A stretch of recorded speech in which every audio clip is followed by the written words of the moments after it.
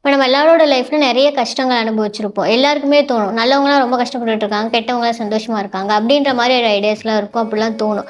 அதுக்கு ஒரு சிலர் விதி அப்படின்னு சொல்றாங்க. ஒரு சிலர் கர்மா அதனால தான் அப்படிலாம் நடக்குது அப்படின்ற மாரி சொல்றாங்க. அது பத்தின என்ன வித்தியாசம், என்ன டிஃபரன்ஸ் எதனால அப்படிங்கிறத நம்ம சந்தோஷ்குமார் சார், அதாவது வேதிக் அஸ்ட்ராலஜி சந்தோஷ்குமார் சார்ட்ட கேட்டு நம்ம தெரிஞ்சுக்கலாம்.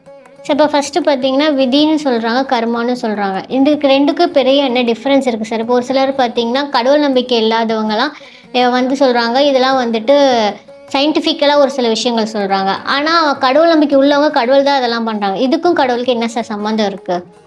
இது வந்து ஒரு மில்லியன் டாலர் கொஸ்டின் சொல்லலாம்.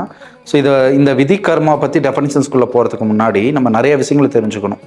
இப்போ நம்ம உலகம் ஃபுல்லுமே பார்த்தோம் அப்படின்னா, விதி அப்படின்னு பார்த்தோம் அப்படின்னா, சயின்ஸ்லேயே பார்த்தோம்னா நிறைய விதிகள் இருக்குது. இப்போ எக்ஸாம்பிள் புவியீர்ப்பு விசை இருக்குது, நிறையா தியரிஸ் நம்ம படிக்கிறோம். இப்போ சன் ரொட்டேட் ஆகிறதுக்கு ஒரு விதி இருக்குது, சூரியனோட ஒளி இங்கே வரதுக்கு ஒரு விதி இருக்குது, ஒரு சந்திரன் வருது அப்படின்னா அதுக்கு ஒரு கால்குலேஷன்ஸ் இருக்குது. ஸோ இது எல்லாமே ஒரு விதிப்படி தான் நடக்குது இல்லையா? ஸோ இதை நம்ம பேட்டர்ன் அப்படின்னு நம்ம சொல்கிறோம். ஸோ வேர்ல்டு ஃபுல்லுமே திரும்ப திரும்ப வசந்த காலம், இப்போ சம்மர் வருது அப்படின்னா அது ஒரு டைமில் வருது, இது எல்லாமே ஒரே டைமில் நம்மளுக்கு வருது இல்லையா? இந்த காலங்கள் அப்படிங்கிறது ஒரு கால்குலேஷன் நடந்துட்டு இருக்கு. இப்போ ஓவரால் படைப்பே பார்த்தோம் அப்படின்னா ஒரு பேட்டர்னில் இருக்கும்போது விதி அப்படிங்கிறது ஒன் கைண்ட் ஆஃப் பேட்டர்ன் மாதிரி தான். ஸோ அதை என்னங்கிறது நம்ம தெளிவாக தெரிஞ்சுக்கலாம். இப்போ இதுக்கும் கடவுளுக்கு சம்மந்தம் இருக்கா, ஆன்மீகம் இருக்கா அப்படின்னா, கடவுள் கான்செப்ட்குள்ளே நம்ம போக வேணாம். நம்ம ஒரு சயின்டிஃபிக்கலாகவே இதை பற்றி புரிஞ்சுக்கலாம். சயின்ஸ் ரிலேட்டடாகவே இதுக்கான தெளிவை நம்ம தெரிஞ்சுக்கலாம். ஒவ்வொரு விதிகளும் சயின்டிஃபிக்கலாக நம்ம மனிதர்கள் எல்லாமே சயின்ஸ் பற்றி சொன்னால் மட்டும்தான் அதை சயின்டிஃபிக்கலான ஆன்சர் கொடுத்தா தான் நம்புகிறாங்க.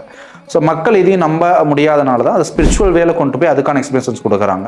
அதனால் ஸ்பிரிச்சுவல் ஆன்மீகம் வேறு, சயின்ஸ் வேறுன்னு கிடையாது. இது ரெண்டையுமே சேர்த்து உங்களுக்கு விதி கர்மாவான ஒரு முழு தகவலை இந்த வீடியோவில் நம்ம பார்க்க போகிறோம். ஸோ ஒன் பை ஒன் உங்கள் கேள்விக்கான முழு பதிலையும் நான் இந்த வீடியோவில் சொல்கிறேன் நான். சார் தேங்க்யூ சார், இவ்வளோ பெரிய விளக்கம் கொடுத்ததுக்கு. இப்போ கர்மாக்கும் விதிக்கும் டெஃபினேஷன் சொல்லுங்கள் சார், அதை பற்றி தெரியாதவங்க தெரிஞ்சுப்பாங்க.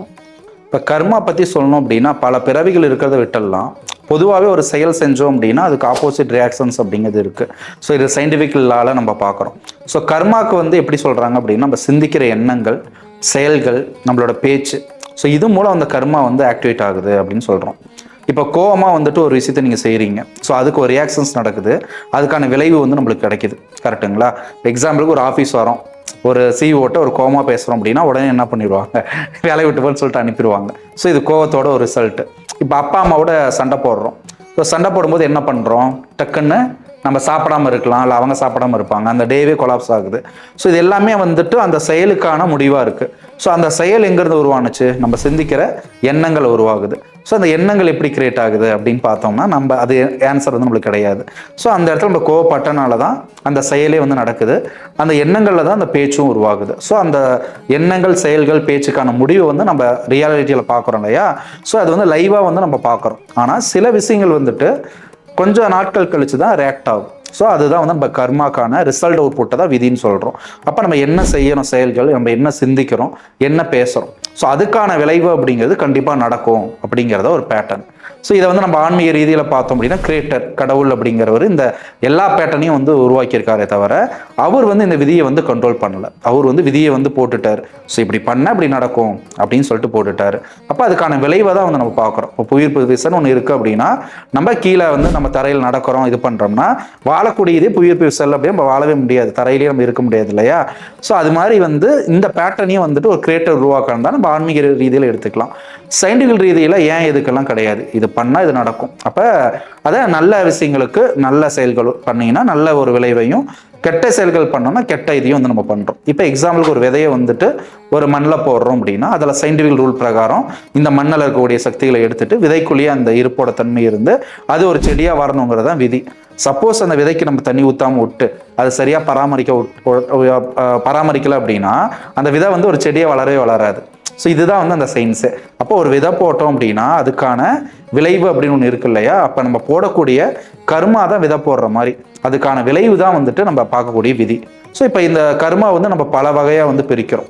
அப்போ முன் ஜென்மத்தில் செய்கிற கர்மா அப்படின்னு பிரிக்கிறோம். ஸோ அப்போ ஆன்மீக ரீதியில் பல ஜென்மங்களாக நம்ம எத்தனை ஜென்மம் எடுத்தாலும் சரி நம்ம செய்யக்கூடிய இந்த கர்மாவை அனுபவிச்சே ஆகணும் அப்படிங்கிற மாதிரி, அந்த விளைவை நம்ம பண்ணணும் அப்படிங்கிற மாதிரி பண்ணுறாங்க. ஸோ அவரவர் செய்ய கர்மாவுக்கு தகுந்த மாதிரி விளைவுகள் நடக்குது. அப்போ நம்ம நிகழ்வுகள் அப்படின்னு நம்ம யோசிக்கிறோம் அப்படின்னா, நிகழ்வுகள் எப்படி நடக்குது, நம்ம வந்து ஒரு பேசுகிறோம், ஒரு கான்வர்சேஷன்ஸ் பண்ணுறோம், ஒரு ஒர்க் பண்ணிட்டு இருக்கிறோம், ஒரு ரன்னிங் ரேஸில் ஓடுறோம், ஒரு விளையாட்டு விளையாடுறோம், ஒரு டிவி பார்த்துட்டு இருக்கோம்னா அது எல்லாமே நிகழ்வுகளாக நம்ம பார்க்குறோம்.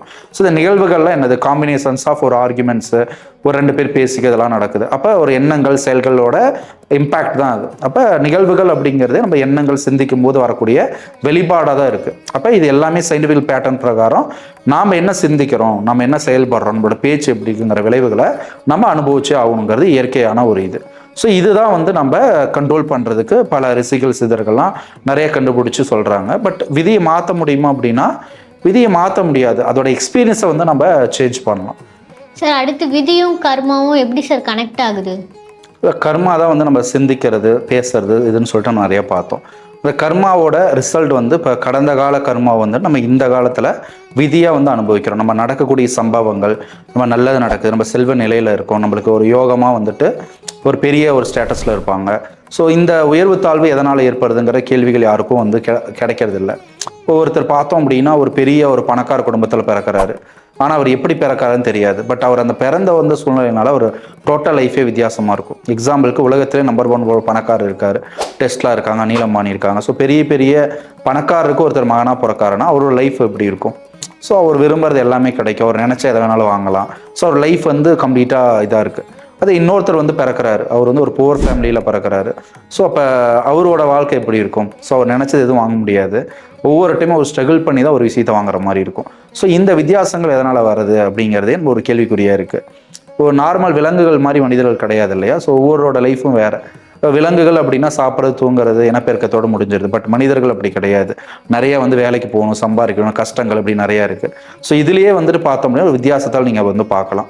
அப்போ எங்கே பிறக்கணும் அப்படிங்கிறதும் அந்த விதி தான் வந்து தீர்மானிக்குது. அப்படியே வந்துட்டு பிறந்தாலுமே சாதாரண குடும்பத்துலேருந்து பார்த்தோம் அப்படின்னா ஒரு சின்ன லெவலில் இருப்பாங்க. நீங்கள் நிறையா யூடியூப்லாம் பார்த்துருப்பீங்க, நான் வந்து விவசாயியோட மகன், நான் வந்து இவ்வளோ கஷ்டப்பட்டேன், இந்த ஸ்டேஜ்க்கு வந்திருக்கம்பாங்க. ஸோ அதுவுமே வந்துட்டு அவங்களோட விதி பிரகாரம் அவர் உயர்நிலை அடையணும் அப்படி இருந்துச்சுன்னா அவர் வந்து தன்னோட முயற்சியினால் அதை வந்து சேஞ்ச் பண்ணி ஒரு உயர்நிலையும் வந்து அட்டைன் பண்ணுறாரு. ஸோ இதெல்லாம் தீர்மானிக்கிறது தான் நம்ம விதின்னு சொல்கிறோம்.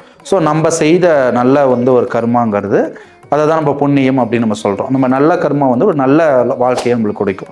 நம்ம செஞ்ச கெட்ட கர்மா வந்துட்டு ஒரு கெட்ட ஒரு வாழ்க்கை இம்பேக்ட் வந்து கொடுக்கும். அப்போ நல்லவங்க கெட்டவங்க அப்படிங்கிற ஒரு கால்குலேஷன் கிடையாது. அப்போ விதி கர்மாவும் வந்துட்டு இப்படி தான் கனெக்ட் ஆகுது. ஸோ நம்மளுக்கு நடக்கக்கூடிய எல்லா நல்ல விஷயங்களும் வந்து இப்படி தான் நடக்கும். சரிங்களா சார்? இப்போ விதி தான் வந்துட்டு எல்லாமே அப்படின்னு சொன்னால் இப்போ ஏழையாக இருக்கவங்க கடைசி வரைக்கும் ஏழையாக தான் இருக்கணுமா? இதுக்கு என்ன சார் இது இருக்குது? இது வந்து நம்ம விதியை பற்றி கர்மாவை பற்றி இன்னும் முழுமையான அண்டர்ஸ்டாண்ட் நம்மளுக்கு தெரியணும். கர்மாவில் நிறைய டைப்ஸ் இருக்குது. பட் நீங்கள் கேட்ட கேள்விக்கான ஆன்சர் நான் பண்ணுறேன். அதாவது ஒரு ஏழையாக தான் இருக்கணும் அப்படின்னா வாழ்க்கையில் ஒரு வெற்றி பெறுறாங்க அப்படின்னா சில பேர் ரொம்ப போராடி அந்த வெற்றி அடைஞ்சிடுறாங்க, சில பேர் போராடி தோற்று போயிடுறாங்க. ஸோ அப்போ இது என்ன ரீசன் அப்படின்னா இந்த இடத்துல தான் விதியோட வேலை வந்து இருக்குது அப்படின்னு நான் சொல்லுவேன். அதனால் ஏழையாக தான் இருக்கணும், பணக்காரன் தான் இருக்கணும் அப்படின்னா திருவள்ளுவர் தன்னோட குரல் அழகாக சொல்லியிருக்காரு, தெய்வத்தினால் ஆகாதெனில் முயற்சி திறனில் அப்படின்னு கை கொடுக்குன்னு சொல்கிறாரு. அதனால் முயற்சி தான் வந்துட்டு நம்ம இந்த காலத்தில் செய்யக்கூடிய ஒரு ஆக்ஷனாக இருக்குது. நம்ம என்ன தான் வந்துட்டு முழுமையாக வந்துட்டு பழைய கர்மா அனுபவிக்கிறதுக்காக மட்டும் பிறக்கலை, இந்த பிறவியிலையும் நம்ம வந்து ஒரு சில விஷயங்கள் செய்யலாம். அப்போ இந்த பிறவியில் உங்களுக்கு ஒரு ஆப்பர்ச்சுனிட்டி இருக்குது. ஸோ உங்களோட நல்ல கர்மாவை, நல்ல செயல்களை, நல்ல விஷயங்களை செய்யும்போது பழைய பேட்டர்னையே உடைச்சு நீங்கள் வந்துட்டு முன்னேறதுக்கான வாய்ப்புகளும் இருக்குது. இதை வந்து நம்ம சயின்டிஃபிக்கல் பேட்டர்னை தாண்டி சூடோ சயின்ஸ் அப்படின்னு கன்சிடர் பண்ணாமல் சித்தர்கள் ரிஷிகள் மேலே நம்பிக்கை வச்சுருந்தோம் அப்படின்னா அதை வந்து நம்ம நம்பலாம். மற்றபடி வந்து நம்பணும் அப்படிங்கிற அவசியம் இல்லை. இது வந்து நம்மளோட நம்பிக்கை சார்ந்த விஷயம்தான். இப்போ நம்மளோட முயற்சிகள் இருந்துச்சு அப்படிங்கிறத மட்டும் நம்ம சிந்திக்கணுமே தவிர நம்மளோட விதி இப்படி தான், நம்ம இப்படி தான் நடக்கும் அப்படிங்கிற இது இருந்துச்சுன்னா அதே பேட்டர்னில் தான் வந்துட்டு ஆக்டிவேட் ஆகும். ஸோ அந்த விதியே வந்து நம்ம எண்ணங்கள் வழியாக தான் செயல்படும். ஸோ சில பேர்த்துக்கிட்ட நானும் ஆன்மீகத்தில் வரும்போது ஒரு கேள்விகள் கேட்டிருக்கேன். இப்போ எல்லாமே வந்து இதுதான் அப்படின்னா இப்போ லா ஆஃப் அட்ராக்ஷன்ஸ் இருக்குது, புதுசாக நிறைய மாடர்ன் சயின்ஸில் கொண்டு வராங்க, அப்போ நம்ம எண்ணத்தை வச்சு எல்லாம் மாற்றலாம் இல்லையா அப்படின்னு கேட்கும்போது அவங்க சொன்ன விஷயம் நம்மளோட கர்மா விதி எப்படி இருக்கோ நம்மளோட எண்ணங்களே வந்து அப்படி தான் கிரியேட் ஆகும் அப்படின்னு சொல்கிறாங்க. அப்போ எண்ணங்களே அதால் தான் உருவாகுது. இப்போ எக்ஸாம்பிள் ஒருத்தர் வந்து டாக்டர் ஆகலாம்னு யோசிக்கிறாரு, இப்போ டாக்டருக்கான முயற்சி பண்ணுறாரு. ஒருத்தர் பணக்கார ஆகணும்னு யோசிக்கிறாரு, அப்போ அந்த பணக்கார ஆகிறதுக்காக அவர் நிறைய ஸ்ட்ரகிள் வந்து அடைகிறாரு. அப்போ அந்த ஸ்ட்ரகிள்ஸ்க்கு யார் காரணம்? அவரோட சிந்தனையில் வந்த அந்த பணக்கார ஆகணும் அப்படிங்கிற யோசனை தான். புத்தர் வந்து அழகாக அதை தான் வந்து தடுக்கிறாரு, ஆசைய துன்பத்திற்கு காரணம்னு சொல்லிட்டு அந்த ஸ்டார்டிங்கில் அந்த எண்ணங்கள் கிரியேட் ஆகிற அந்த பேட்டர்ன்லேயே அவர் நிறுத்த பார்க்குறாரு. நிறுத்தும் போது அந்த விதியை வந்து ஸ்டாப் ஆயிடுது, கஷ்டங்கள் அனுபவிக்கிறது வந்து ஸ்டாப் பண்ணுறாங்க. ஸோ சித்தர்கள் ரிஷிகள் எல்லாருமே அதை தான் பண்ணுறாங்க. பட் நார்மல் மனிதர்களுக்கு அதை புரிஞ்சுக்க முடியாதனால அந்த பேட்டர்னுக்குள்ளே போயிடுறாங்க. அப்போ எண்ணங்கள் வந்து அப்படி தான் கிரியேட் ஆகுது. நான் வந்து பெரிய ஆள் ஆகணும், நான் பெரிய டாக்டர் ஆகணும், நான் ஒரு பெரிய டேரக்டர் ஆகணும், நான் பெரிய ஆக்டர் ஆகணும் அப்படின்னு நம்ம மனசில் வரக்கூடிய அந்த ஆசைகள்னால நம்ம அதை நோக்கி போகிறோம். அப்போ அதை நோக்கி போகும்போது நம்ம அதுக்குள்ளே ஸ்ட்ரகிள்ஸ் அனுபவிக்கிறோம், கஷ்டங்கள் அனுபவிக்கிறோம், அவமானங்கள் அனுபவிக்கிறோம், நிறைய இழப்புகள் ஏற்படுது. ஸோ இது எல்லாமே எங்கே கிரியேட் ஆகுது? எண்ணங்கள் தான். அந்த எண்ணம் எதனால் கிரியேட் ஆனிச்சு அப்படின்னா நம்ம கர்மா பேட்டர்னில் இருக்கக்கூடிய விதினால தான் கிரியேட் ஆகுது அப்படிங்கிறது தான் உண்மை. இது வந்து ஒரு டீப் சயின்ஸ். இது வந்து அனலைஸ் பண்ணி நம்ம புரிஞ்சுக்கணுங்கிறது சாதாரணமாக ஜஸ்ட் ஒரு டிஸ்கஷன்லாம் பண்ணி புரிஞ்சுக்கிறதும் கிடையாது. ஸோ ஆப்போசிட் பர்சன்ஸ்க்கும் வந்து அந்த ஸ்பிரிச்சுவல் நாலேஜ் இருந்தால் தான் முடியும். இது ஒன்லி வந்து சயின்டிஃபிக்கல் ரீசனை தாண்டி நம்ம சித்தர்கள் வழியில் கொடுக்கக்கூடிய ஆன்சராக தான் நான் இதை சொல்கிறேன். சார் இப்போ வந்து எல்லாமே விதி தான் அப்படின்ற மாதிரி சொல்லுங்க. அப்போ விதினா முயற்சிக்கு எப்படி சார்? அது எப்படி இருக்கணும் முயற்சி பண்ணுறது? இப்போ வந்து விதி அப்படின்னு ஒரு ரோடு மாதிரி வச்சுக்கலாம். நம்ம அதில் ஓட்டிட்டு வர ஸ்டீரிங் மாதிரி, காரில் வந்து ஒரு ஸ்டீரிங்கில் வச்சு ஓட்டிகிட்டு இருக்கோம் அப்படின்னா இந்த ஸ்டீரிங்கை கண்ட்ரோல் பண்ணுறது நம்ம தான். அந்த கண்ட்ரோல் சரியாக இல்லைன்னா என்ன ஆகும்? ஆக்சிடெண்ட் ஆகும் இல்லையா? ஸோ அந்த என்னதான் ரோடு வந்து கரெக்டாக இருந்தாலுமே ஸ்டீரிங் நம்மகிட்ட தான் இருக்குது. ஸோ நல்லதோ கெட்டதோ நம்ம அதை முயற்சி மூலம் அதை கரெக்டான வழியில் கொண்டு வந்தோம் அப்படின்னா விதியோட எக்ஸ்பீரியன்ஸை நம்ம வந்து மாற்றிக்கலாம். எக்ஸாம்பிளுக்கு ஒரு ஆக்சிடெண்ட் ஆகுது, இப்போ நம்ம வேகமாக போயிட்டு இருக்கோம், சரிங்களா? ஸோ அந்த நேரத்தில் நம்ம பிரேக் அடித்தோம் அப்படின்னா நம்ம எல்லாருமே அந்த இடத்துல காரில் ஆக்சிடெண்ட் ஆயிடும். நாய் குறுக்கில் வருது, பிரேக் அடிச்சோன்னா என்ன ஆகும்? கார் வந்து ஃபுல்லுமே இதாகிட்டு பின்னாடி வரவங்களுக்கும் அஃபெக்ட் ஆகி இதாயிரும். இப்போ நிறைய கார் டிரைவர்ட்டெல்லாம் இந்த கொஸ்டின் நீங்கள் கேட்டிங்க அப்படின்னா நம்ம நாய்க்காக நம்ம நிறுத்தணும் அப்படின்னா கண்டிப்பாக எல்லாருமே வந்துட்டு இதாயிடுவோம். ஆக்சிடெண்ட் ஆகிட்டு ரோடுக்கு பக்கத்தில் வந்து மூவ் ஆயிரும். வண்டியே ஒரு 150 வேகத்தில் நம்ம போயிட்டு இருக்கிறோம், ஒரு நாய் குறுக்கில் வருது, அப்போ நம்ம பிரேக் பிடிச்சோன்னா என்ன ஆகும்? பின்னாடியும் வண்டி வருது, பக்கத்து ரோட்டில் ஹைவேஸ்லேயும் வந்து வண்டி இருக்குது. அப்போ அதை சிட்டானுச்சு அப்படின்னா பின்னாடி வரவங்களுக்கும் ஆபத்து, நம்மளுக்கும் ஆபத்து. அப்போ பக்கத்து ரோட்டுக்கு போயிட்டு அங்கேயும் ஆபத்து. அப்போ அந்த நேரத்தில் வந்து அந்த ஸ்டேரிங்கை கண்ட்ரோல் பண்ணுறவர் என்ன பண்ணுறாரு? ஸோ அதை கண்ட்ரோல் பண்ணி வேணாம் நம்ம நாயக்கு வந்து செத்தாலும் பரவாயில்லன்னு சொல்லிட்டு ஓட்டிடுறாரு. அப்போ அந்த நாய் வந்து இறந்துருது, ஆனால் எல்லாருமே தப்பிச்சிடுறாங்க. ஸோ இந்த இடத்துல என்ன நடக்குது? ஸோ இதுதான் அந்த முயற்சி அப்படிங்கிறது. நம்ம எண்ணங்கள் வந்து என்ன தோணினாலுமே நம்மளோட முயற்சினால் நம்ம எடுக்கக்கூடிய டிசிஷன் மேக்கிங்னால அந்த எக்ஸ்பீரியன்ஸை வந்து நம்ம மாற்றி அமைக்கிறோம். நம்ம வந்து என்ன அட்டைன் பண்ணுறோமோ அந்த டோட்டல் எக்ஸ்பீரியன்ஸே வந்து அந்த இடத்துல சேஞ்ச் ஆகுது. ஸோ விதி வந்து அந்த இடத்துல மாறலை, நம்ம அனுபவிக்கக்கூடிய எக்ஸ்பீரியன்ஸ் தான் வந்து மாறுது. ஸோ அந்த சூழ்நிலையவே நம்ம வந்து சேஞ்ச் பண்ணுறோம். அதனால் விதி வந்து ஒரே பேட்டர்னில் தான் வருது, நாம் அனுபவிக்கக்கூடிய எக்ஸ்பீரியன்ஸ் வந்து நம்ம சேஞ்ச் பண்ணுறோம், அவ்வளோதான். ஸோ இப்போ விதிங்கிறப்போ நல்லவங்களுக்கு மட்டும்தான் நிறைய கஷ்டங்கள் வருதுன்னு சொல்லி கேள்விப்படுறோம். அது எப்படி சார்? விதி நல்லவங்களை மட்டும் தான் கஷ்டப்படுத்துமா? அதாவது நல்லவங்க கெட்டவங்க அப்படின்னு கிடையாது. ஸோ பொதுவாகவே வந்து ஒரு பிறவி எடுக்கிறது அப்படிங்கிற ஒரு லேர்னிங் ஃபேஸ் மாதிரி. இப்போ பல பிறவிகள் எடுக்கிறோம் அப்படின்னா அது என்ன காரணம் அப்படின்னா நம்மளே வந்து பியூரிஃபிகேஷன்ஸ் பண்ணிக்கிறோம் நம்ம ஆன்மாவை. ஸோ பலவிதமான எக்ஸ்பீரியன்ஸ்லாம் கிடச்ச பிறகு தான் ஒரு ஞானம் கிடைக்கிது. இப்போ ஒரு லைஃப்பில் வந்து ஒருத்தர் ரொம்ப கஷ்டப்படுறாரு, கஷ்டப்பட்டு நிறைய அனுபவங்கள் அவர் கிடைக்கிது, அவர் வந்து மெச்சூர்ட் ஆகிறாரு. இன்னொருத்தர் கஷ்டப்படவே இல்லை, ரொம்ப சுகபோகமாக இருக்காரு, அவர் கிடைக்கிறதெல்லாம் கிடைக்கிது, நினச்சதை வாங்க முடியுது, எல்லாமே இருக்குது. அவருக்கு அனுபவம் அப்படிங்கிறது ஏதாவது இருந்திருக்குமா? எதுவுமே இருந்திருக்காது. அவரை பார்த்தீங்கன்னா ஒரு நல்ல ஒரு கம்ஃபர்ட் ஜோன்லேயே இருப்பார். அவருக்கு பெருசாக ஒன்றும் தெரியாது, ஈஸியாக காரில் போவார், ஃப்ளைட்டில் போவார், எல்லாமே அவர் பிடிச்சது வாங்கிக்குவார். அவர் கஷ்டம் என்னன்னு தெரியாது. அப்போ எல்லா சூழ்நிலையும் வாழ தெரியாது, மனிதர்களை படிச்சிருக்க மாட்டார், எந்த ஒரு நாலேஜும் கிடச்சிருக்காது. ஆனால் ரெண்டாவது ஒருத்தர் இருக்கார் பார்த்தீங்களா, எல்லாம் கஷ்டப்படுவார், எல்லாமே ஸ்ட்ரகிள் அனுபவிச்சிருப்பார், அவர் எல்லா விதமான மனிதர்களை சந்திச்சிருப்பார், எவ்வளோ கஷ்டம் வந்தாலுமே அதை டேக்கிள் பண்ண தெரியும். இப்போ இந்த இடத்துல யாருக்கு அனுபவங்கள் அதிகம்? இப்போ ரெண்டாவதாக கஷ்டப்படுறவருக்கு தான். அப்போ நல்லவங்க கெட்டவன் கிடையாது. ஃபஸ்ட்டு இந்த நல்லது கெட்டது நம்ம வாழ்க்கையில் நடக்கிறது நம்ம கர்மா தான் அப்படின்னு சொன்னோம். அப்போ அவர் ஓல்டு கர்மாவோட இம்பாக்ட் தான் இந்த கர்மா. ஸோ அப்போ அவர் பியூரிஃபிகேஷன்ஸ் பண்ணுறதுக்கான ஒரு எக்ஸ்பீரியன்ஸ் தான். ஸோ ஒரு லேர்னிங் ஃபேஸில் இருக்காரு அப்படின்னு அர்த்தம். புரியுதுங்களா? ஸோ வாழ்க்கையில் எல்லாமே ஈஸியாக இருந்துச்சு அப்படின்னா எதையுமே கற்றுக்க முடியாது, இல்லை லைஃபே போரிங் ஆயிரும் உங்களுக்கு. நீங்கள் வந்து எல்லாமே உங்களுக்கு வேலை ஈஸியாக கிடச்சிருச்சு, சூப்பராக காலேஜெல்லாம் படித்து முடிச்சுட்டீங்க, எல்லா பணமும் கையில் வந்துருச்சு அப்படின்னா லைஃப் வந்து எப்படி இருக்கும்? ஒரு போரிங்காக இருக்கும். ஸோ அடுத்த லெவலில் வந்து அவங்க லெவல் 1லேருந்து லெவல் 2ல் கேம் வர மாதிரி அடுத்த லெவலுக்கு வந்துட்டாங்க. ஸோ அவங்க நல்லவங்களாக அமையறதுக்கான அமைப்பும் அந்த கர்ம அடிப்படையில் நல்லவங்களாக இருக்கிறாங்க. அவங்க கஷ்டப்படுறதுக்கு காரணமும் கர்ம அடிப்படையில். ஸோ பியூரிஃபை ஆகி எக்ஸ்பீரியன்ஸ் ஆகிடுச்சு, அடுத்த ஃபேஸ்க்கு அவங்க போவாங்க. நாண நிலையை அட்டைன் பண்ணுறதுக்கான ஒரு எக்ஸ்பீரியன்ஸ் தான். ஸோ ஒவ்வொரு ஆன்மாவும் தன்னோட பிறவியில் இருக்கக்கூடிய எக்ஸ்பீரியன்ஸை அடுத்த பிறவிலையும் வந்து அது எடுத்துக்கும். ஸோ அந்த எக்ஸ்பீரியன்ஸ் பிரகாரம் அது அடுத்த லெவலுக்கு மூவ் ஆகிறதுக்கான முயற்சிகளே தவிர மற்றபடி அவங்க வேணும்னே கஷ்டப்படுத்தணும்னு சொல்லிட்டு ஒரு பனிஷ்மெண்ட் கிடையாது. அது வந்து ஒரு லேர்னிங், அந்த பேட்டர்ன் பிரகாரம் அது நடக்கிறதே தவிர அது ஒரு பனிஷ்மெண்ட்டாக வந்து எடுத்துக்கூடாது. அது வந்து எப்போ அக்செப்டன்ஸ் நம்ம பண்ணிக்கிறோமோ அப்போ அந்த இதுவே வந்து வேலை செய்யாமல் போயிடும். இப்போ ஒருத்தர் நல்லா அடி வாங்கிட்டே இருக்கிறோம் அப்படின்னா என்ன ஆகும், அந்த அடி கூட மறுத்து போயிருது இல்லையா. அப்போ அக்செப்டன்ஸ் நம்ம எடுத்துக்கும் போது அந்த வலி கூட நம்மளுக்கு தெரியாமல் இருக்கும். ஸோ இப்படி தான் வந்து நம்ம வந்து எக்ஸ்பீரியன்ஸே நம்ம செஞ்சுக்கணும். இப்போ வந்து கெட்டவங்க எப்பவுமே சந்தோஷமா இருக்காங்கன்னு சொல்றதுனால கர்மா வந்து உடனே ரிசல்ட் தராதா சார்? அதாவது கெட்டவங்க ஏன் சந்தோஷமா இருக்காங்கன்னா அதுக்கும் அவங்களோட ஓல்டு கர்மா தான். அவங்க பழங்காலத்தில் சில நல்ல விஷயங்கள் செஞ்சுருப்பாங்க, அதோட விளைவாக வந்துட்டு இப்போ வந்துட்டு அவங்களுக்கு நல்ல ஒரு வாழ்க்கை கிடைச்சிருக்கலாம். அது வந்து காரணமாக இருக்கும். இப்போ அவங்க கம்ஃபர்ட்டாக இருக்கிறதுக்கு, நல்ல யோகமாக இருக்கிறதுக்கு, பெரிய ஸ்டேட்டஸில் இருக்கிறதுக்கு, அவங்க கிடைக்கிற ரெஸ்பெக்ட்க்கு, செல்வ நிலை அடையிறதுக்கு, எல்லாத்துக்கும் அவங்களோட ஓல்டு கர்மா புண்ணியங்கள் செய்த காரணமாக இருக்கலாம். ரெண்டாவது வந்து என்ன கேட்டீங்க?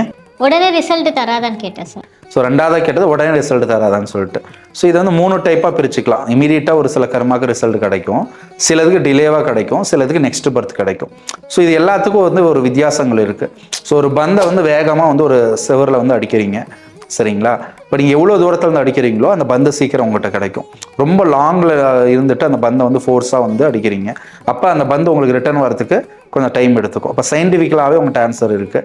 அப்போ இந்த கால நிலையில் என்ன மாற்றம் இருக்குது, ஸோ எவ்வளோ தூரத்தில் நீங்கள் நிற்கிறீங்க, அந்த பந்து எவ்வளோ நேரம் செவுத்தில் அடிக்கிறீங்க, அது எவ்வளோ நேரம் ரிட்டர்ன் வருதுன்னு ஒரு கால்குலேஷன் இருக்கு இல்லையா. ஸோ இந்த கர்மாவுக்கு ஒரு கால்குலேஷன் வந்து அந்த கிரியேட்டர் வந்து வச்சுருக்காரு. அப்போ ஒவ்வொரு கர்மா வந்து டிலேவாக வந்து ரிசல்ட் கொடுக்கும், சில இது இம்மீடியட்டாக கிடைக்கும், சில இது வந்து நம்மளுக்கு அடுத்த பிறவியில் கிடைக்கும் சரிங்களா. எல்லாமே ஒரே டைம் கிடைக்காது இல்லையா. ஸோ இதுதான் வந்து ஒரு டைம் கால்குலேஷன்ஸ் இருக்குது. ஸோ காலத்தை வந்து நம்ம கணிக்கிறதுக்கு தான் ஜோதிடத்தை வந்து உருவாக்கியிருக்காங்க. ஸோ எந்த நம்ம கர்மா எப்படி செயல்படுதுங்கிறதுக்கு தான் சித்தர் ரிஷிகள் வேதிக் அஸ்ட்ராலஜின்னு ஒன்று உருவாக்கியிருக்காங்க. ஸோ அதை வச்சு நம்ம ப்ரெடிக்ட் பண்ணி இந்த கர்மா எந்த பிறவியிலேருந்து வந்துச்சு, எந்த பிறவியில் நம்மளுக்கு கிடைக்கும், இந்த பிறவிக்கு அப்புறம் இன்னொரு பிறவி இருக்கா, இப்போ நம்ம வாழ்க்கையில் எப்படி இருப்போங்கிறத ஜோதிட வழியாக நம்ம கண்டுபிடிக்கலாம். மற்றபடி வந்து நம்மளுக்கு எக்ஸாக்டாக 10 பிறவிக்கு முன்னாடி 15 பிறவி இப்படிலாம் நம்ம எடுக்க முடியாது. ஓல்டு கர்மா முன்னோர்கள் செய்த பாவங்கள் இருக்குது அப்படிங்கிற மாதிரி நம்ம தெரிஞ்சுக்கலாம், அவ்வளோதான். இப்போ ஓல்டு கர்மான்லாம் சொல்கிறீங்களா, அது நம்ம செய்த செயலுக்கா இல்லை முன்னோர்கள் செய்த செயல்களுக்கா, எப்படி சார் டிஃப்ரென்ஸ் தெரியும்? ஸோ இது டீப்பான ஒரு கொஸ்டின்ஸ் நீங்கள் கேட்டது. ஏன்னா இந்த கேள்விகளுக்கு நிறைய பேர்த்துக்கு வந்துட்டு ஆன்சர் தெரியாமல் இருப்பாங்க. அதாவது இப்போ அப்பா அம்மா செய்ததுக்கு பிள்ளைகள் அனுபவிக்கிறதுக்கு, அவங்கள முன்னோர்கள் செஞ்சதுக்கு அவங்க அனுபவிப்பாங்க. ஸோ இதுக்கான ஆன்சர் என்ன அப்படின்னு கேட்கலாம். சில இடங்களில் நிறைய பேர்த்தோட சமூக கூட்டமைப்பினால ஏற்படும் சரிங்களா. இப்போ எக்ஸாம்பிளுக்கு கொரோனா வந்துச்சு, நிறையா வந்து பிளேக் நோய் வந்துச்சு, எக்கச்சக்கமான அம்மை நோய் வந்தது, இதெல்லாம் வந்து நிறைய கூட்டமாக மக்கள் இறந்தாங்க. ஸோ இதெல்லாம் வந்துட்டு ஏன் நடக்குதுங்கிற கேள்விகளுக்கும் நிறைய பேத்துக்கு பதில் இல்லை. அதே மாதிரி முன்னோர்கள் செய்த கர்மாவை எதுக்கு அனுபவிக்கணுங்கிற பதிலும் இல்லை. ஸோ இதுக்கும் வந்து ஒரு கால்குலேஷன்ஸ் வந்து 3ஆக நம்ம பிரித்தோம் அப்படின்னா, நம்ம செய்யக்கூடிய செயல், எண்ணம், பேச்சுக்கும் வந்து ஒரு விளைவு இருக்குது, நம்மளோட வம்சாவளியில் இருக்கிறதுக்கும் கர்மா வந்து இருக்குது. அப்புறம் சமூகத்தில் நம்ம ஒட்டுக்கா ஒரு சமூகமாக சேர்ந்து நம்ம செய்யக்கூடிய தவறுகளுக்கு சமூக கர்மாவும் நம்ம எடுத்துக்கலாம். அப்போ ஒட்டுமொத்த சமூகத்துக்கும் அந்த பாதிப்பை உருவாக்குது. இப்போ கொரோனால எக்கச்சக்கமான மக்கள் வந்து இறந்தாங்க, அது சமூக கர்மா. இதோட விளைவு என்ன அப்படின்னா, நம்ம மரங்களை அழிக்கிறது, இந்த இயற்கைக்கு நம்ம கொடுக்கக்கூடிய கஷ்டங்கள், விலங்குகள் அழிக்கிறது, அதோட ரிஃப்ளெக்ஷன்ஸாக வந்து நம்மளுக்கு சமூகத்துக்கே அது ஏற்படக்கூடிய பாதிப்பு. நம்ம வம்சாவளியில் ஏற்படக்கூடிய பாதிப்புகள் அப்படிங்கிறது இப்போ ஒரு சில கால்குலேஷன் பிரகாரம் ஏற்கனவே ஒரு உயிர் வந்து எங்கே பிறக்கணும், ஒரு ஆன்மா வந்து எங்கே பிறப்பு எடுக்கணும் அப்படிங்கிறதுக்கும் ஒரு கால்குலேஷன்ஸ் இருக்குது. அப்போ ஃப்ரீக்வன்சி மேட்ச் ஆகும்போது தான் அவங்களோட முன்னோர்களே மறுபடியும் பிறக்கலாம். அவங்களோட கர்மாவே வந்து அவங்களோட ரிஃப்ளெக்ஷனாக தான் அடுத்து ஒரு அப்பா அம்மா இருக்காங்க அப்படின்னா அவங்களோட பேட்டர்ன் தான் அடுத்து பாஸ் ஆகுது, அவங்க கர்மிக் இம்ப்ரெஷன்ஸ் தான் அடுத்த லெவலுக்கு பாஸ் ஆகுது. ஸோ எல்லாமே வந்து ஒரே வம்சாவளியில் வரனால அப்போ ஒவ்வொருத்தரோட கர்மாவோட இம்பேக்ட் அப்படிங்கிறது இருக்கும். ஸோ இதை தான் நம்ம டிஎன்ஏல பார்க்குறோம். ஸோ நம்ம சயின்ஸில் நம்ம எடுத்துக்கலாம். அப்புறம் டிஎன்ஏ, ஆர்என்ஏ இதெல்லாம் படிச்சிருக்கோம் இல்லையா. அப்போ ஜெனட்டிக் ஜீன் நம்ம சொல்கிறோம். இப்போ நம்மளோட முன்னோர்கள்னால் நம்ம அப்பா அம்மாவுக்கு, தாத்தா பாட்டிக்கு ஒரு நோய் இருக்குது அப்படின்னா அந்த ஜெனட்டிக் நோய்கள், மரபியல் நோய்கள் நம்ம சொல்கிறோம். அது எப்படி பாஸ் ஆகுது? இப்போ சயின்ஸ்லேயே பார்த்தோம் அப்படின்னா இதை வந்து நம்ம ஸ்பிரிச்சுவலாக பார்த்தாலும் சயின்ஸில் பார்த்தாலும் அந்த கர்மிக் இம்ப்ரெஷன்ஸ் பாஸ் ஆகுது இல்லையா. நம்ம முன்னோர்களுக்கு ஒரு நோய் இருக்குது, அது வந்து பார்த்தோம் அப்படின்னா அவங்க அப்பா அம்மாவுக்கு இருக்கிறது பிள்ளைகள் வருது, பிள்ளைகள் வருது அவங்களோட மகனுக்கு வருது. இப்போ டயபெட்டிக்ஸ் இருக்குது அப்படின்னா அப்பா அம்மா இருந்து அவங்க பிள்ளைங்களுக்கு ஏதோ ஒரு வகையில் வந்துடுது. அவங்க என்னதான் ஆரோக்கியமாக இருக்காங்க, இதை எக்ஸசைஸ் பண்ணுறாங்க, நார்மல் உணவு தான் சாப்பிட்றாங்கன்னா ஒரு பர்டிகுலர் ஏஜுக்கு அப்புறம் அவங்க அப்பா அம்மாவோட அந்த டயபெட்டிக்ஸ் வந்து அவங்களுக்கு வந்துடுது. இப்படி அது ஜெனட்டிக்காகவே அவங்களோட ஜீன்லேயே இருக்குது. ஸோ இப்போ இயற்கையாகவே இருக்குது இல்லையா. இப்போ சயின்ஸ்லேயே பார்த்தோம் அப்படின்னா அது வந்து பரவுது. அப்போ அப்பா அம்மா அனுபவிக்கிற கஷ்டத்தை இவங்களும் அனுபவிக்கிறாங்கல்ல, இவங்க எந்த தப்பும் பண்ணல, ஏன் அது பாஸ் ஆகணும்? இப்போ இதுதான் வந்து நம்ம வம்சாவளியில் அது ஒரே ஃப்ரீக்வன்சியில் அந்த கர்மிக் இம்ப்ரெஷன்ஸ் அப்படிங்கிறது பாஸ் ஆகிற மாதிரி ரூல் இருக்குது. அப்போ சமூகத்தில் நம்ம ஒட்டுக்கா செய்கிறோம் இல்லையா. ஸோ அந்த இது வந்து நம்மளுக்கு ரிஃப்ளெக்ஷன் வந்து நடக்குது. அப்போ சமூக கர்மாவை எடுத்துக்கலாம், நம்ம முன்னோர்கள் செஞ்ச கர்மாவை எடுத்துக்கலாம், நம்ம செஞ்ச செயல்களுக்கும் கர்மா வந்து நம்ம எடுத்துக்கலாம். இது வந்து சித்தர்கள் ரிஷிகள் வழியாக சொல்கிறாங்களே தவிர நான் என்னோட கருத்துக்கள் கிடையாது. அவங்க சொன்ன விஷயங்களை நான் எக்ஸ்பிளனேஷன் கொடுக்குறேன், அவ்வளோதான். சார் இப்போ வந்து கர்மாவே வந்து நம்மளால மாற்றி அமைக்க முடியுமா சார்? அதாவது கர்மாவை மாற்றி அமைக்க முடியாது, நம்ம குறைச்சிக்கலாம். இப்போ எக்ஸாம்பிளுக்கு ஒரு தண்ணி இருக்குது சரிங்களா, இப்போ சர்க்கரை அதிகம் போட்டோம் ஒரு லெமன் ஜூஸில். இப்போ அதை நம்ம எப்படி சரி பண்ண முடியும்? அப்போ லெமனோட இன்க்ரீடியன்ஸை, லெமனோட அந்த ஜூஸை இன்னும் அதிகமாக ஆட் பண்ணும்போது மறுபடியும் லெமன் ஜூஸாக மாறிடுது சரிங்களா. லெமன் ஜூஸை அதிகம் போட்டோம், சர்க்கரை இல்லை, அப்போ என்ன பண்ணுவோம், சர்க்கரை வந்து அதிகம் போடுவோம். ஸோ இந்த இடத்துல நம்ம என்ன பண்ணுறோம், ஒரு பேலன்சிங் நம்ம பண்ணுறோம் இல்லையா. அப்போ நம்ம வாழ்க்கையில் நம்ம வந்து பேலன்ஸ் பண்ணணும். ஸோ அதிகமான பாவங்களும் அதிகமான தவறான எண்ணங்கள் செயல்கள் நம்மகிட்ட இருக்குது அப்படின்னா, இதுக்கு மேலேயாவது நம்ம தவறு செய்யாமல் நல்ல எண்ணங்கள் நல்ல செயல்கள் நல்ல விஷயங்கள் நம்ம பண்ணும்போது நம்ம கர்மிக் இம்ப்ரெஷன்ஸ் அந்த கர்மா வந்து நம்ம பேலன்ஸ் பண்ண முடியும். அதே மாதிரி அதோட இதுதான் விளைவாக விதியை ஏற்படுது. அப்போ இந்த பேலன்சிங் நடக்கும்போது விதியை ஆட்டோமேட்டிக்காக நம்ம வந்து மாற்றிக்கலாம். ஸோ இப்படி தான் நம்ம அனுபவிக்கக்கூடிய எக்ஸ்பீரியன்ஸை நம்ம சேஞ்ச் பண்ணிக்கிறோம். ஸோ விதியை நம்ம மாற்றலை, நம்மளோட அனுபவங்களை நம்ம அதை எப்படி எக்ஸ்பீரியன்ஸ் பண்ணுறோங்கிறத நம்ம சேஞ்ச் பண்ணிக்கிறோம். சார் இப்போ எனக்கு ஒரு டவுட் வருது. இப்போ வந்து நம்ம செய்கிற விஷயங்களால தான் நமக்கு வந்து கர்மா ஏற்படும் சொல்கிறீங்க. இப்போ நம்மளோட எண்ணங்கள் கூட கர்மா அப்படின்றீங்க, அது எப்படி சார்? அதுக்கு எதாவது டெஃபினேஷன் கொடுப்பீங்க? அதாவது நம்மளோட எண்ணங்கள் தானே செயலாக மாறுது. இப்போ செயல் அப்படிங்கிறது எப்படி நடக்குது, ஒரு இடத்துக்கு நம்ம வேலைக்கு போகணும்னு நினைக்கிறோம். இப்போ அந்த எண்ணங்கள் வந்து என்ன சொல்லுது, இங்கே போகலான்னு சொன்னால் தான் அங்கே வேலைக்கு போவோம், இல்லைங்க வேணாம் அப்படின்னா அந்த இடத்துல வேலைக்கே போக மாட்டோம் சரிங்களா. அதே நேரத்தில் ஒரு சின்ன ஒரு போரோ வாரோ வருது, ஒரு மிலிட்ரிக்கு நம்ம போகலான்னு நினைக்கிறோம். மிலிட்ரிக்கு போகிறவன் எப்படி மிலிட்ரியில் போய் செலக்ட் ஆகிறான், அவன் எண்ணத்தில் மிலிட்ரியில் போகணும், நாட்டை காப்பாற்றணும் அப்படிங்கிற ஒரு எண்ணம் கிரியேட் ஆகுது. அந்த எண்ணம் எப்படி கிரியேட் ஆனிச்சு என்னெல்லாம் அவனுக்கு தெரியாது. அந்த எண்ணம் கிரியேட் ஆனனால தான் அவன் மிலிட்ரிக்கு போகிறான். அப்போ எண்ணங்கள் வந்து நம்ம சீட் மாதிரி விதை மாதிரி எடுத்துக்கலாம் சரிங்களா. நம்ம செயல் அப்படிங்கிறது ட்ரீ மாதிரி. ஸோ அதோட விளைவு அப்படிங்கிறது தான் அந்த ட்ரீலேருந்து கிடைக்கக்கூடிய ஃப்ரூட் மாதிரி. அதுதான் நம்ம எக்ஸ்பீரியன்ஸாக நம்ம கேதர் பண்ணுறோம். அப்போ எல்லாத்துக்குமே எண்ணம் போல் வாழ்க்கை அப்படின்னு சொன்னதுக்கு காரணம் அதுதான். ஸோ அதனால தான் பாசிட்டிவாக திங்க் பண்ணுங்க, பாசிட்டிவாக இருங்க, நெகட்டிவாக இருக்காதீங்க, நல்ல எண்ணமாக வைங்க, மற்றவங்க மேலே பொறாமப்படாதீங்க, நல்ல விஷயங்கள் செய்யணும். எதுக்காக சொல்கிறோம், ஏன்னா எண்ணங்கள் வழியாக கிரியேட் ஆகும்போது அந்த பேட்டர்ன் அப்படி தான் இருக்கும். ஸோ எத்தனை பேர் பொறாமையாக இருப்பாங்க, கெட்டவங்களாக இருப்பாங்க, நிறையா டிஃப்ரெண்ட் எண்ணங்கள்லாம் இருக்கும். ஏன் அப்படி இருக்காங்கிறது அவங்களுக்கு தெரியாது. உண்மைதானே, இயற்கையாக அவங்க அப்படி இருக்கிறாங்க. இப்போ சின்ன வயசுலேருந்தே பார்த்தோம் அப்படின்னா உங்களுக்கு இன்னொருத்தர் பெரிய ஆளானா பிடிக்காது. ஏன்டா அவன் அப்படி ஆறான், நம்மளாம் ஆகலப்பாரு, அவன் பெருசாக சீன் போடுறான்பா அப்படிங்கிற மாதிரி அவன் மேலே ஒரு வெறுப்பு உணர்வு இருக்கலாம். சில பேர் திருட்டு குணமாக இருப்பாங்க. நானே என் ஃப்ரெண்ட்ஸ்லாம் பார்த்துருக்கோம், மொபைல் ஷாப்பில் ஒர்க் பண்ணும்போது டக்குன்னு அதை வந்து எடுத்துக்கிட்டேன் அப்படின்னு ஸ்கூலாக சொல்லுவாங்க, அதெல்லாம் தப்பு, அப்படி பண்ணாதீங்க அப்படின்பேன். ஸோ அவங்களுக்கு அந்த எண்ணம் எங்கேருந்து கிரியேட் ஆகுது. சில பேர் கொலை பண்ணக்கூடிய எண்ணத்துல இருக்கிறாங்க, ஸோ ரொம்ப கொடூரமாக கொலை பண்ணுறது. சில பேர் ரவுடி ஆகிறாங்க, அந்த எண்ணங்கள் எப்படி கிரியேட் ஆகுது. ஸோ இது எல்லாமே அவங்க கர்மிக் பேட்டர்ன் பிரகாரம் அது வந்து ஆட்டோமேட்டிக்காக வந்து உருவாகிறது தான். ஸோ அது ஏன் அப்படிங்கிறத நம்ம நீ யோசிச்சிட்டிங்க அப்படின்னா அந்த பேட்டர்ன் அந்த இடத்துல உடஞ்சிருது. ஸோ அதுக்கு தான் லா ஆஃப் அட்ராக்ஷன்ஸ் பண்ணுங்க. இந்த மாதிரி எண்ணங்கள் வந்து ஸ்ட்ராங்காக வைங்க. நீங்கள் சொல்லக்கூடிய ஒவ்வொரு விஷயங்களும் நெகட்டிவாக பண்ணிங்கன்னா நீங்கள் அதை தான் இது பண்ணுவீங்கன்னு சொல்கிறாங்க சரிங்களா. இப்போ அந்த எண்ணங்களை வந்து நம்ம வந்து கண்ட்ரோல் பண்ணும்போது அந்த பேட்டர்ன் விதியை அந்த இடத்துல உடஞ்சிருது. அப்போ நம்ம அதை வந்து நம்ம தடுக்கணும். ஒருத்தர் மேலே பொறாமல் வருது, ஒருத்தர் நல்லா இருக்கக்கூடாதுன்னு நம்ம நினைக்கிறோம், ஒரு தப்பான விஷயங்கள் செய்யலாம், டக்குன்னு ஒருத்தர் கோபத்தில் அடிக்கிறேன்னு வச்சுக்கோங்களேன். அந்த கோபம் அப்படிங்கிறது எண்ணத்தில் வந்து கிரியேட் ஆகக்கூடிய ஒரு வெளிப்பாடு தானே. உணர்வு அப்படிங்கிறது எண்ணங்கள் கிரியேட் பண்ணுற ஒரு வெளிப்பாடு தான். கோபத்தில் அடிச்சிட்டோம், அப்புறம் கடைசி வரைக்கும் 10 வருஷம் அந்த ஃப்ரெண்டோட 20 வருஷம் பேசாமல் கூட இருப்பாங்க, சண்டை போட்டுட்டு. இது எல்லாமே எண்ணங்கள்லேருந்து கிரியேட் ஆகிறது தான் நம்ம எக்ஸ்பீரியன்ஸே பண்ணுறோம். இப்போ நம்ம யோசிப்போம், இதை பண்ணிருக்கூடாது, நம்ம இப்படி பேசியிருக்கூடாது, நம்ம தப்பு பண்ணிட்டோங்கிறத நம்ம காமான ஸ்டேஜில் வந்து இது பண்ணுறோம். அந்த காம் ஸ்டேஜ் தான் ஆன்மாவோட ஒரிஜினல் ஸ்டேஜ். அதனால தான் தியானம் மெடிடேஷன்லாம் பண்ணி மைண்டை வந்து நம்ம காமாக வச்சுருக்கோம். அதே பொறுமையாக நம்ம யோசிச்சோம் அப்படின்னா அந்த எண்ணங்கள் வந்து நம்ம கண்ட்ரோலில் இருக்கும். அப்போ நம்ம கான்சியஸோட செயல்படும் போது நம்ம அதை கண்ட்ரோல் பண்ணுறோம். ஓகே, இது நம்ம இப்படி பண்ணக்கூடாது அப்படின்னு சொல்லி நம்ம தடுக்கிறோம். ஸோ இதுதான் எண்ணம் போல் விளைவு அப்படிங்க, எண்ணம் போல் வாழ்க்கை அப்படின்னு சொல்கிறது காரணமும் வந்து அதுதான் காரணம் சரிங்களா. இப்போ எண்ணங்கள் தான் ஓவரால் எல்லா இதுக்குமே வந்துட்டு காரணமாகவே இருக்குது. நம்ம சிந்திக்கிறது தான் இந்த ஓவரால் லைஃப்பில் நம்ம வந்துட்டு பண்ணக்கூடிய எல்லா இதுக்கும் காரணமாக இருக்க போகுது. ஓகேங்களா. வந்து ஃபேமிலிக்கு சொல்லியிருந்தீங்களா சார், ஃபேமிலிக்கு வந்து காமன் கர்மான்னு எதனா இருக்கா, அது எப்படியாவது செயல்படுமா? அது அதாவது காமனான ஒரு பேட்டர்ன் நடக்கிறது கேட்குறீங்க, காமன் கர்மா. அது நோய் அடிப்படையில் நான் சொன்னேன். செயல்கள், அதாவது அவங்க நடக்கக்கூடிய நிகழ்வுகளும் ஒரே மாதிரி இருக்கும். ஒரு குடும்பத்தில் இருக்கிறாங்க அப்படின்னா ஒருத்தர் வந்து கஷ்டப்பட்டிருப்பாங்க, பார்த்தீங்கன்னா அவங்க வம்சாவளியில் ஃபுல்லுமே கஷ்டமே தான் பட்டிருப்பாங்க. பெருசாக அவங்க ஃபேமிலியில் ஒரு பெரிய ஒரு முன்னேற்றம் அப்படிங்கிறது இருக்காது. ஸோ இதுதான் அந்த ஃபேமிலியிலேருந்து வரக்கூடிய ஒரு கர்மா. சில குடும்பம் பார்த்தோம் அப்படின்னா ஒரு அரசியல்வாதி இருக்காங்க அப்படின்னா அவங்க குடும்பம் ஃபுல்லுமே பெரிய எல்லாருமே அரசியல்வாதியாக இருப்பாங்க. வம்சாவளி ஃபுல்லுமே ஒரே பேட்டர்னில் இருப்பாங்க. ஸோ அவங்க பையன் நல்லா இருப்பாங்க, அவங்களோட பையனும் நல்லா இருப்பாங்க, அதுக்கப்புறம் ஒரு பையனும் நல்லா இருப்பாங்க. ஸோ எல்லாமே நல்லா இருக்கிறாங்க. ஸோ இது அப்போ இதுலேருந்தே வந்து தெரியுதா. ஸோ அவங்க ஃபேமிலி ஃபுல்லும் ஒரே பேட்டர்னாக இருக்குது. ஸோ அவங்களோட பூர்வ புண்ணிய பிரகாரம் அவங்க இந்த கர்மா வந்து அனுபவிக்கிறாங்க. ஸோ இதெல்லாம் வந்து நம்ம ரியல் டைம்லேயே நம்ம பார்க்குறோம். ஒரு பணக்காரர் இருக்கிறாங்க, உலகத்தில் நம்ம ஒரு பணக்காரன். ஸோ அவனோட வம்சாவளி நல்லா இருக்குமா கஷ்டப்படுமா? நல்லா இருக்கும். ஸோ அவங்க நினச்சாங்க அப்படின்னா ஒரு நோய் வந்தால் கூட ஒரு யூஎஸ்யூகேல போயிட்டு வைத்தியம் பார்க்க முடியும். எவ்வளோ பெரிய பிரச்சனை இருந்தாலும் அதை சரி பண்ணிக்கிற அளவுக்கு அவங்கள்ட்ட பணம் இருக்குது. ஸோ என்னதான் அது முழுமையாக சரியாகலனாலும் அவங்களுக்கு வந்து ஒரு சாய்ஸ் அப்படின்னு இருக்குது. ஒரு பொருளை வாங்குறதுக்கு, ஒரு நோயை குணப்படுத்துறதுக்கு, சந்தோஷமாக இருக்கிறதுக்குன்னு சொல்லிட்டு ஒரு சாய்ஸ் இருக்குது. அதே ஒரு சாதாரண குடும்பத்தில் இருக்கிறாங்க அப்படிங்கிறப்ப அவங்களுக்கு அந்த சாய்ஸ் இல்லை. அப்போ நீங்கள் எத்தனை பேர் வந்து சாதாரண குடும்பத்துலேருந்து அதிகப்படுத்துறது பெரியாளானவங்க பேட்டர்ன் அதிகமாக இருக்கா? இல்லை பணக்கார குடும்பம் பணக்காராக வாழ்கிறதும், அரசியல்வாதி குடும்பம் அந்த அரசியலே வச்சு நல்லா வாழ்கிற பேட்டர்ன் அதிகமாக இருக்கா? உங்களை கேட்குற எது அதிகமாக இருக்குது? எது அதிகமாக இருக்குது? நல்லா இருக்கு உங்களோட ஃபேமிலி, இன்னும் நல்லா இருக்கு. அப்போ அது ஒரு பேட்டர்ன் இருக்கதை நீங்கள் பார்க்குறீங்களா? அப்போ அதுதான் வந்து ஃபேமிலி கர்மாங்க. அப்போ இயற்கையாகவே இருக்குது. அப்போ அவங்க கஷ்டப்படுறாங்களா? அவங்க ஒரு அரசியல்வாதியாக இருக்கிறாங்க, அவன் போய் ரோட்டில் போய் டிராஃபிக்கில் நின்று டிராஃபிக் போலீஸ் நிறுத்த முடியுமா? ஃபஸ்ட்டு அவங்க வண்டியில் வருவாங்களா? ஃபஸ்ட்டு அவங்களுக்கு ஃப்ளைட்டில் தான் போவாங்க, பல நாடுகளுக்கு போவாங்க, பல இதுகளுக்கு போவாங்க. இது வந்து என்னோட பொதுவான கருத்து தான். அரசியல்வாதிகள் அப்படிங்கிறது உலகம் ஃபுல்லும் நான் சேர்த்தி தான் சொல்கிறேன். இந்தியாவோ தமிழ்நாட்டையும் நான் மென்ஷன் பண்ணல.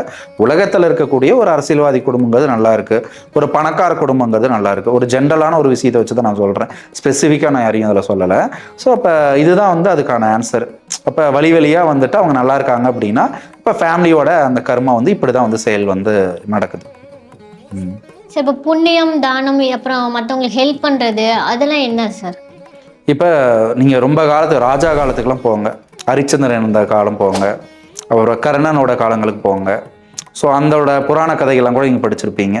ஸோ அப்போ இருக்கக்கூடிய காலகட்டத்தில் ராஜா வந்து எப்படி இருப்பார்? இப்போ தானங்கள் தர்மங்கள் அப்படிங்கிற ஒரு வேர்டு வந்து அதிகமாக கேள்விப்பட்டிருப்போம். இப்போ வந்து அந்த வேர்டு கேள்விப்படுறோமா? இப்போலாம் வந்து ரொம்ப குறைவு தான், தானங்கள் தர்மங்கள் ரொம்ப குறைவு. ஸோ அப்போ இருக்க பீரியடில் ஒழுக்கத்தை கற்றுக் கொடுத்தாங்க, ஒரிஜினல் பேட்டர்னை புரிஞ்சுக்கிட்டு இப்படி தான் இருக்கணும்னு தெரிஞ்சுக்கிட்டாங்க. ஏன் அதை செஞ்சாங்க அப்படிங்கிறப்ப அவங்ககிட்ட ஈகோ இருக்காது. அதாவது தங்கிட்ட இருக்கு செய்யணும்னு நினைப்பாங்களே தவிர தனக்கு இதாக திருப்பி கிடைக்கும் அப்படின்னு செய்ய மாட்டாங்க. அப்போ தானங்கள் தர்மங்கள், ஏழைக்கு உதவி செய்கிறோம் அப்படிங்கிறது நம்ம எந்த ஒரு எதிர்பார்ப்பும் இல்லாமல் செய்யும்போது தான் அதுக்கான புண்ணியத்தை நம்ம அடைய முடியுமே தவிர, இல்லை இது செஞ்சு எனக்கு புண்ணியம் கிடைக்கும், நான் போய் ஒரு தானம் செய்கிறேன், நான் தர்மம் செய்கிறேன், ஏழைக்கு உதவி செய்கிறேன், வாழையன்றே போய் செய்கிறாங்கல்ல. இப்போ எக்கச்சக்க யூடியூபர்ஸ்லாம் புதுசாக வந்திருக்காங்க, போவாங்க பாட்டி நான் இதை வாங்கிக்கிறேன், ஒட்டுக்கா கொடுங்க, அது எல்லாமே நான் வாங்கிக்கிறேன்பாங்க, பணம் கொடுக்குறேன்பாங்க. சில ஒரு எதிர்பார்ப்போடு செய்கிறாங்க. இது எப்படி சார் நீங்கள் எதிர்பார்ப்புன்னு கேட்கலாம். என்ன எதிர்பார்ப்பு அப்படின்னா, ஒரு சின்ன 2 யூடியூபர்ஸ் பேசிக்கிற ஒரு விஷயத்தை நான் பார்த்துருக்கேன். ஒரு யூடியூபர் வந்து சொன்னார், நான் வந்து இந்த பாட்டி கொடுக்கறது வந்து பார்த்தோம் அப்படின்னா 1 மில்லியன் வியூஸ் வரும், அந்த பாட்டி கொடுத்து நான் 10,000 ரூபா தான், ஆனால் அந்த 1 மில்லியன் வியூஸ் போனால் எனக்கு அதிகம் காசு வந்துச்சு அப்படின்னு இந்த 2 யூடியூபர் பேசிக்கிட்டதா ஒரு சின்ன யூடியூப்பில் பார்த்தேன். அப்போ இந்த இடத்துல விளைவு வந்து அவங்க எதிர்பார்க்குறாங்களா? ஸோ அப்போ அவங்களுக்கு திருப்பி எதாவது கிடைக்கும் அப்படிங்கிற பட்சத்தில் அந்த உதவி செய்கிறாங்க. அது வந்து ஒரிஜினல் தான தர்மம் வந்து கிடையாது, ஏழைகளுக்கு உதவி செய்யறது கிடையாது. நம்ம வந்து ஏழைகள் தாண்டி நம்ம பொதுவாக ஒரு மனிதருக்கு, ஒரு வயதானவர்கள், ஒரு குழந்தைக்கு, யாருக்கு நம்ம எது செஞ்சாலுமே அந்த ஒரு விஷயத்த எந்த ஒரு ஈகோவும் இல்லாமல் தான் தான் செய்கிறேன்னு இல்லாமல் தன்னால் முடிஞ்ச உதவி நம்ம செய்கிறோம், என்கிட்ட இருக்கு நான் செய்கிறேன் அப்படிங்கிற செய்கிறாங்க. பார்த்தீங்களா, திருப்பி எனக்கு கிடைக்கும், இதை செஞ்சால் எனக்கு நல்லது நடக்கும் போல இருக்குப்பா, நிறைய பேர் சொல்கிறேன் போய் இது செய்யலாங்கிற இதில் செய்கிறாங்க. பார்த்தீங்களா, அது வந்து ஒரிஜினல் இது கிடையாது. அவங்களோட மனசார அவங்க வந்து இது கொடுத்தா பரவாயில்ல, அவங்க நல்லா இருப்பாங்க, அவங்களுக்கு சப்போர்ட்டாக இருக்கும் செய்கிறாங்க. பார்த்தீங்களா, அதுதான் வந்து ஒரிஜினல் புண்ணியத்தை உருவாக்கும். மற்றபடி இந்த ஈகோவோட நான் தான் செய்கிறேன், நான் இதை செய்கிறேன், நான் நிறைய நல்லது பண்ணுறேன் அப்படிங்கிற மைண்டில் போய் செய்கிறாங்க அப்படின்னா அது கண்டிப்பாக தானமாவோ புண்ணியமாவோ தர்மமாவோ வந்து அந்த இடத்துல செயல்படாது. ஸோ இப்போ வந்து எனக்கு நிறைய கேள்விகள் இருந்துச்சு, அது எல்லாத்துக்குமே ரொம்ப பொறுமையாக பதில் சொன்னீங்க, ரொம்ப சூப்பராக பதில் சொன்னீங்க, எக்ஸ்பிளனேஷன்ஸ் நிறைய கொடுத்தீங்க. ஸோ இன்னும் நிறைய கேள்விகள் இருக்குது, நம்ம நெக்ஸ்ட் வீடியோவில் பார்க்கலாம் சார். கண்டிப்பாக கர்மா விதிகள் அப்படின்னு எடுத்துக்கிட்டால் நிறையா மதங்கள் இதில் கிரியேட் ஆனிச்சு, நிறையா வந்துட்டு கேள்விகள் இருக்குது. மாடர்ன் வேர்ல்டில் புதுசு புதுசாக நிறைய பேர் சொல்கிறாங்க. பட் எது கரெக்டாக எது தப்புன்னு மக்களுக்கு தெரியறதே இல்லை. ஸோ என்னோட ஆன்மீக அனுபவத்தில் என்ன இருக்கோ அதை நான் சொல்கிறேன். நம்ம அடுத்தடுத்த வீடியோவில் இந்த கர்மா பற்றியும் விதியை பற்றியும் நம்ம நிறைய விஷயங்கள் தெரிஞ்சுக்கலாம். எல்லாத்துக்கும் ஜோதிடம் நேயர்களுக்கு எல்லாத்துக்கும் நன்றிகள்.